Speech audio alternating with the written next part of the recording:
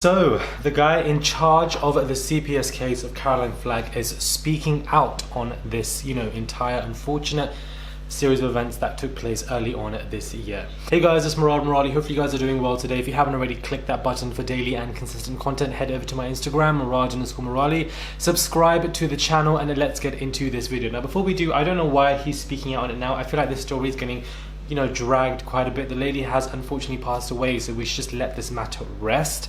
I don't understand why we need to keep, harboring this and what is going on. But Caroline Flack's case boss insists that the CPS was actually right to prosecute a victim that was in danger. In a highly unusual intervention, Ed Beltrami, who is the boss of this particular case, suggested that the Love Island host may have attacked lover Lewis Burton again if the CPS had not acted. So they were afraid that she would have done whatever she did again, so therefore they have no regrets in what they were doing basically. The law chief, accused of pursuing a show trial against Caroline Flack, dramatically insisted yesterday, "I was right to charge her." Ed Beltrami asked what would have happened if the Love Island host attacked her boyfriend Lewis Burton again, because the CPS service had dropped the case. Mr. Beltrami, who was North London area head of the CPS, admitted he had never heard of Caroline when the higher profile case landed on his desk. I mean, it is what it is, but she was the host of the most popular show in the UK, let alone Europe, so I don't know about that, but it is what it is. But he said, "You've got to do what you think is right. You cannot do what you think is popular." Good point. Caroline, 40, took her life at her London home, unfortunately in February, less than 3 weeks before her trial was due to start. Mr. Beltrami said the case had troubled him since the ITV2 star's death, but he insisted the right decision had to be made. He said the protection of domestic abuse victims relies on the CPS sticking to the cause. True.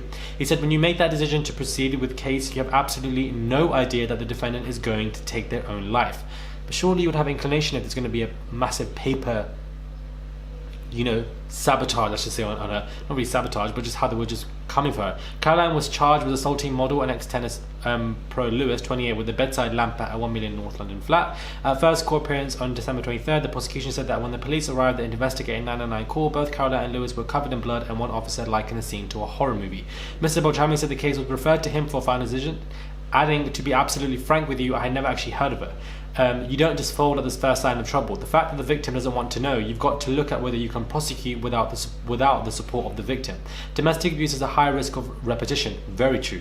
A high risk of the offending escalating. Very true. So you have to look at that. The facts of this case were the guy had made his complaint. He had phoned the police. He was terrified he was going to be killed. He's been hit over the head with a weapon, namely a lamp. He's got a cut on his head, and she's made an admission to the police at the scene. So in the general principles of domestic abuse, you say, well, I'm going to proceed without the victim because I've got the admission. I've got the complaint from the victim, which I'll try to get in. I've got the physical evidence of the cut of the head and the mess in the flat, which has been filmed by the police. But obviously you can't possibly anticipate that the defendant is going to take her own life. You just can't. The CPS should look at themselves today and how they pursued a show trial that was not only without merit but not in the public interest, says Caroline's management team.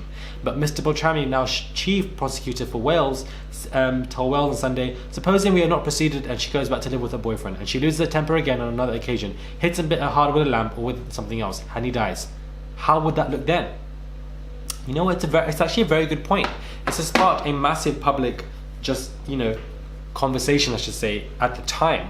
And perhaps it still is, but I feel like what he's saying, there is some truth to what he's saying as well. But I also just feel like it is a good point. Had they never investigated it and you had an issue where perhaps he would have passed away, future incidents took place, what would have happened next?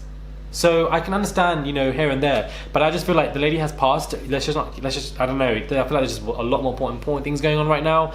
It's a little bit weird, but at the same time, the guy who was in charge of this case is speaking out, and that's very unusual. So this in itself is obviously, causing quite a few headlines. Subscribe to the channel and let me know your thoughts are when it comes to this. What are your thoughts? And I'll catch you guys soon for another video.